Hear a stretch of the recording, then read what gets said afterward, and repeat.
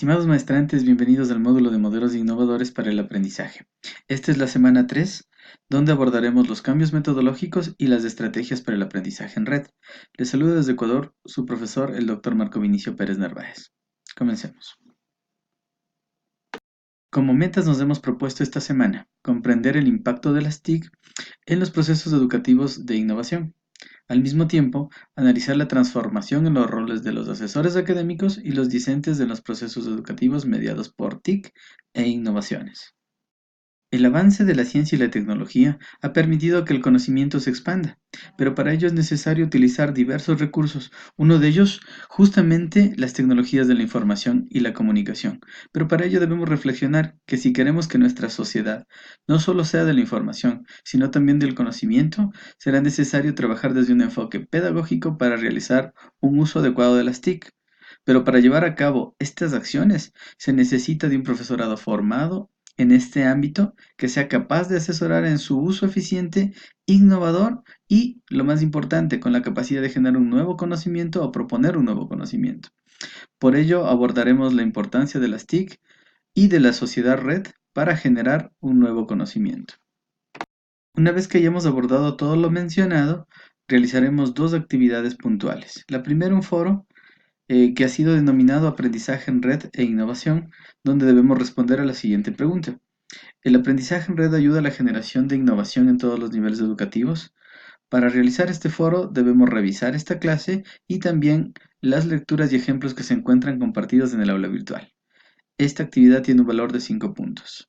Como segunda actividad, tenemos que generar estrategias para generar innovación en el aprendizaje. Esta vendría a ser la segunda fase del desarrollo de estrategias de aprendizaje innovador. Y debemos generar un documento que describe estrategias innovadoras para el aprendizaje, las cuales deben atender a las necesidades identificadas de acuerdo con los indicadores establecidos en la fase diagnóstica de la anterior tarea. Aquí debemos generar un documento de máximo 2 hojas en formato Word y utilizar normativa académica APA última edición. Esta tarea tiene el valor de 20 puntos. Iniciaremos hablando la temática del día de hoy justamente de las TIC y la sociedad en red.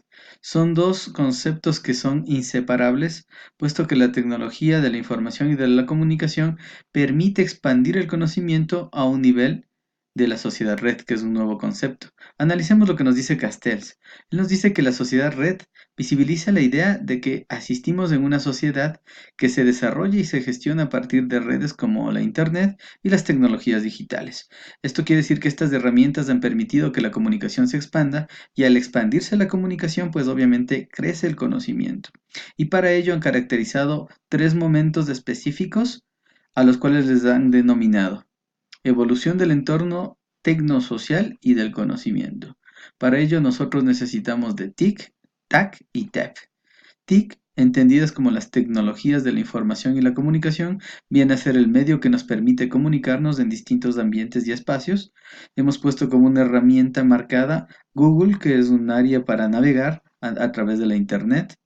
Y aquí nosotros hablamos de redes personales y de aprendizaje y además de comunidades que se van formando a través del intercambio de información para generar conocimiento. Y pasamos a un momento denominado TAC, donde hablamos de tecnologías del aprendizaje y del conocimiento. Podemos trabajar aquí aún la gestión del conocimiento en un ambiente específico de autoformación. Hemos puesto como ejemplo los MOOC, que en este caso son los ambientes masivos de aprendizaje. Y hablaremos aquí de entornos personales de aprendizaje donde las personas se comunican con un fin específico y para formarse y autoformarse. Finalmente hablaremos de las TEP, que son las tecnologías del empoderamiento y la participación. Aquí nosotros hablamos ya de un nivel mucho más fuerte porque son entornos personales de aprendizaje y de participación, llámese foros, áreas virtuales específicas, podemos decir que son incluso ambientes donde el ser humano ya no consume información, sino prosume información, es decir, crea información para participar. Y a esto le hemos denominado sociedad red o aprendizaje en red o redes de aprendizaje. Y estas no son más que redes sociales de aprendizaje en línea, que ayudan a los participantes a desarrollar las competencias de sus usuarios, colaborando y compartiendo información. Entonces, las TIC han generado la sociedad en red y esto nos permite compartir información. Si nosotros marcamos un proceso grande a través de una teoría, podríamos hablar de la ampliación de la zona del desarrollo próximo a través de las TIC. Entonces, Vygotsky nos aclara en su teoría que a mayor empoderamiento de la interacción a la participación, existe mayor curación de contenido versus curación personalizada de los contenidos. Lo que yo sé de mi entorno real, puedo ampliarlo a mi entorno social, pero a través de distintas instancias, y esto lo hacen las TIC. Así que es muy importante entender que estos medios permiten el intercambio de información para generar conocimiento. Con este antecedente les invito a revisar la lectura Inclusión y calidad educativa que se encuentra en la plataforma, donde se amplía esta micropastilla de conocimiento que estoy compartiendo. Pero para que esta sociedad en red y sobre todo para asimilar desde la visión de la educación genere conocimiento ya de manera mucho más formal, se han creado diversos entornos. Uno de ellos justamente amparado en la innovación y la educación del aprendizaje se ha denominado educación virtual. Y esta educación virtual quizás sea una de las primeras entradas hacia la sociedad red ya de manera formal o académica. Esta se genera en dos ambientes, en un ambiente sincrónico, que es en tiempo real, y en un ambiente asincrónico, que es en tiempo no real. ¿Sí? En el tiempo sincrónico hay una participación muy grande del docente, ¿sí? Donde se trabaja a nivel formativo con videoconferencias y chats, y en el tiempo asincrónico se trabaja de manera no en tiempo real, pero se generan conocimientos a través de emails, foros de educación, videos, y esto se transmite a través de mensajes de interacción con el docente. Y ahí vamos a hablar también de los actores de este tipo de educación virtual. Ojo, la educación virtual no es lo mismo que la educación a distancia. Ojo, eso es importante que la diferenciemos. ¿Eh? Porque recuerden que lo importante de la educación virtual es que tiene como escenario la enseñanza-aprendizaje en el ciberespacio, es decir, en una red. Y ahí también es importante revisar la lectura a las TIC en los procesos de enseñanza-aprendizaje, donde se nos describen incluso varios de los modelos que se generan para aprender. Y lo importante de este aprendizaje es que es ubicuo, cuando usted desea y donde usted desee. Y ya lo vamos a ver después en una de las estrategias. Recuerden que este tipo de educación también genera oportunidades para el aprendizaje y le hemos denominado aulas sin paredes. Pero lo importante es hablar de los actores en la educación en red, porque si bien sabemos que la Internet y las TIC han permitido ampliar la comunicación para diversos espacios, en la educación es importante mencionar que los actores fundamentales de este proceso parten del estudiante. Esa es una de las características más importantes de la educación en red. El estudiante es el foco central, como ustedes pueden ver en el diagrama, del aprendizaje. El estudiante y el docente, la educación tecnológica, la comunicación y la información y las competencias son complementos para generar conocimiento. En este caso, el docente, como parte de la educación en red, debe ser un docente creativo, da un apoyo personalizado al aprendizaje, por lo tanto facilita el aprendizaje y al mismo tiempo genera participación en la comunidad, es decir, interaprendizaje entre todos y construye conocimiento. Ahora, ¿qué competencias debe tener tanto el docente como el estudiante? Debe tener competencias de investigación, es decir, esta educación ha permitido y abierto la posibilidad de buscar espacios donde generar mayor información, buscar más creación. Insisto, ahora somos prosumidores, ya no consumidores de información. Y aquí nosotros generamos infinidad de materiales, infinidad de recursos para poder comunicarnos e intercambiar información y crear información. Aquí demanda mucho de la competencia de creatividad e innovación. Buscar siempre espacios donde los estudiantes y los docentes generen mayor creatividad, mayor espacio de motivación. Por lo tanto, el desarrollo tecnológico es importante. El docente debe estar muy capacitado en tecnologías de la información, en espacios virtuales para generar conocimiento y generar información también. Manejo de microcontenidos. Esto es importante porque ustedes cuando están en la educación en red, se les da una información básica como la que están recibiendo ahora y ustedes la amplían a través del desarrollo tecnológico. Y finalmente habilidades en TIC porque necesitamos generar varias competencias para finalmente generar educación tecnológica. Y aquí viene algo muy importante, herramientas de la web 2.0 que abordaremos en la siguiente clase. Debemos generar o crear páginas web. Debemos manejar herramientas que vinculen o gestionen Internet y al mismo tiempo información y asimismo formar parte de comunidades virtuales. Finalmente, la comunicación y la información en la sociedad en red hace primero un manejo eficiente de la información. Ojo, tenemos al alcance muchas bases de datos, muchos blogs, muchos programas, pero lo importante es el uso eficiente. ¿Para qué los uso? La interacción es importante en la educación en red. Si no hay interacción, no hay aprendizaje. Por eso se deben generar las comunidades de aprendizaje. Y finalmente, la producción del conocimiento. El conocimiento visto desde una perspectiva de construcción cooperativa, que ese es el primer principio de la educación en red. Coparticipar para mejorar la condición de aprendizaje. Pero para profundizar más la idea del ser docente a través de la educación virtual y de la sociedad en red, es importante entender primero la cadena de valor que genera el docente en el proceso de generación de conocimientos.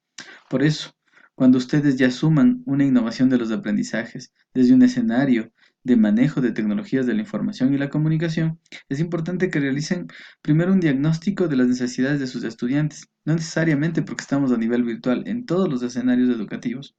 Debemos diagnosticar cuál es el estado de los estudiantes a la hora de aprender, para que se genere conocimiento en cada uno de ellos y esto haga que se geste una comunidad del aprendizaje.